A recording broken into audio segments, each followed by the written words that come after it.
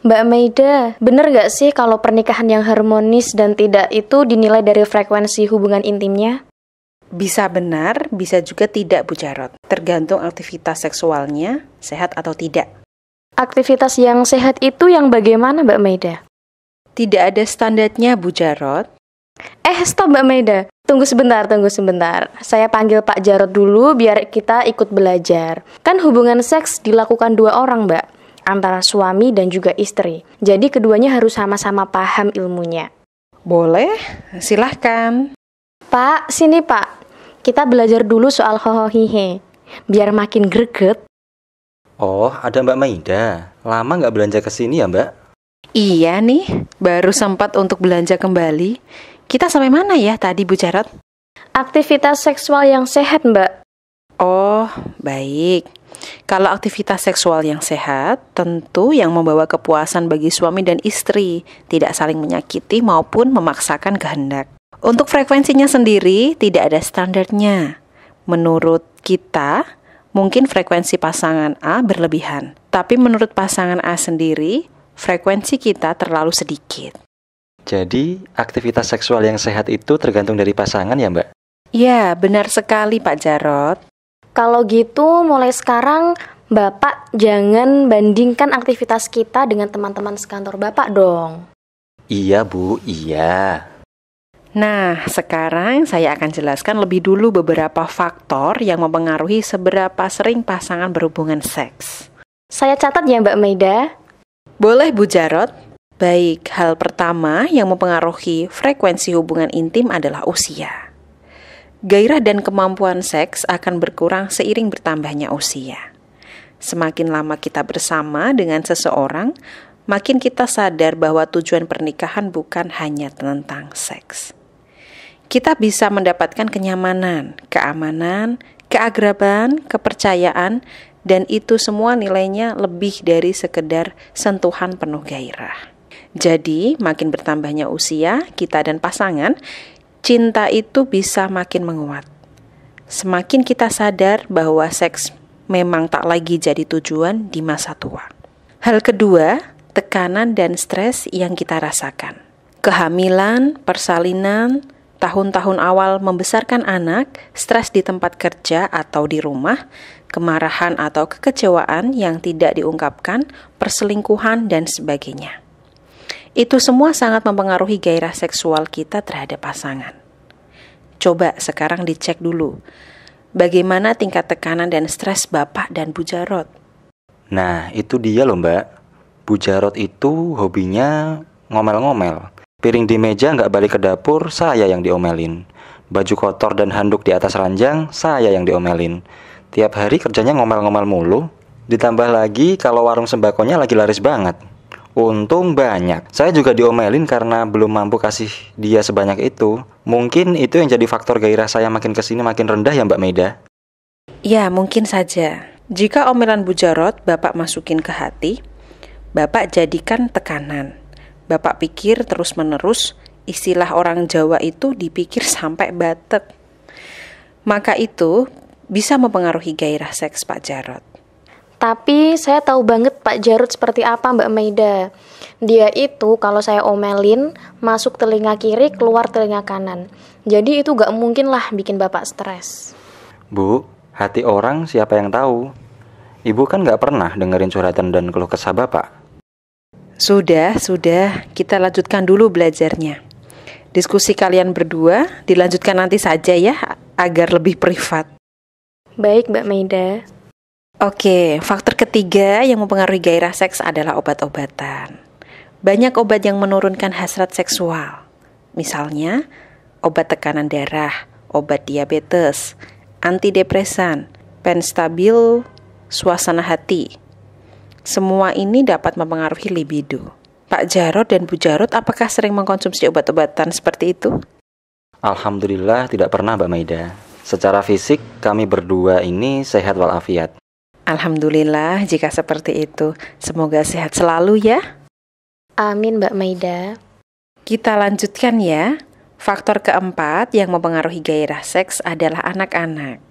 Khususnya jika anak kalian masih balita atau batita. Tidurnya masih seenaknya sendiri, tidak teratur seperti kita. Bisa melek sepanjang malam, siangnya tidur seharian. Kita ingin istirahat atau bermesraan, jadi terhalang sebentar karena ada bayi baru. Bahkan saat anak-anak sudah besar, kita dan pasangan sulit bersikap spontan untuk bermesraan. Misalnya, karena kita merasa ada CCTV hidup di mana-mana. Kalau gitu, anak-anak kita ungsikan dulu ke rumah kakek neneknya ya, Bu. Itu berarti sudah direncanakan, Pak. Yang dimaksud Mbak Maida di sini kan yang spontan tiba-tiba ingin gitu loh. Jadi agak susah kalau ada anak. Iya, seperti itu yang saya maksud. Tapi kalau memang lagi pengen, ya sudah di kamar pribadi saja. Sekarang, faktor kelimanya adalah faktor hormon. Misalnya, Bu Jarot akan memasuki masa menopause atau Pak Jarot sedang dalam perawatan medis. Kondisi seperti ini juga mempengaruhi gairah seksual kalian berdua. Masih lama ya, Bu? Masih muda kok. Alhamdulillah jika masih muda. Semoga kita selalu muda, jiwa dan fisik kita. Amin, Mbak Maida. Faktor keenamnya, ikatan emosional kalian. Misalnya ada konflik yang tidak terselesaikan. Tiap kali bertengkar, yang diperdebatkan selalu masalah itu-itu saja. Atau suaminya pernah selingkuh. Biasanya otomatis istri akan kehilangan gairah terhadap suami. Sebaliknya, istri ketahuan selingkuh, bahkan sudah pernah tidur dengan pria lain. Otomatis suami akan jijik dengan istrinya. Kalau yang ini sih aman. Saya alhamdulillah suami yang setia, Mbak Maida. Alhamdulillah jika seperti itu. Semoga selalu setia ya dan dihindarkan dari godaan jahat di luar sana. Amin ya robbal alamin, Mbak Maida. Sekarang, faktor ketujuh, berkurangnya ketertarikan fisik dan kurangnya keintiman dalam keseharian. Seiring berjalannya waktu, kita akan mengalami perubahan fisik.